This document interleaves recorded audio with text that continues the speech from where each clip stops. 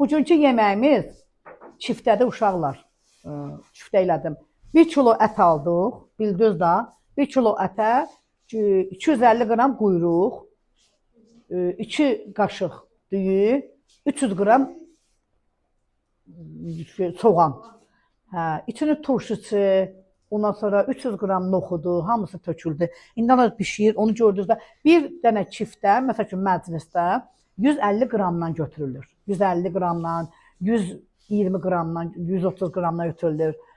İndi alır, bişsin, hamısının çiftələri. İndi baxanlar bəzən deyirlər ki, ay bu niyə belə oldu? Çox kommentar da bəzi şeylər yazılır, adam qanı qaralır. İndi biz bunu tələbələrə edirik də, biz bunu doyumluq deyil, bu dadımlıqdır. İndi bunu biz az eləmişik, yəni çiftə biraz böyük olur, yəni parça-parça ətləri olur. Yəni biz onu eləməmişik, çünki bizim tələsirik, biz bununla parça pişirməyə vaxtımız yoxdur.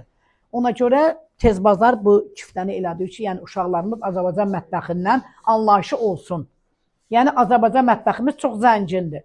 İstəyirəm ki, Azərbaycan mətbəxindən uşaqlar bilsin. Bu da bizim qonağımızdır. Deyərlər ki, niyə başa çıx durub burada? Bu mənim tələbəmdir, məzundur, Fatimə xanımdır.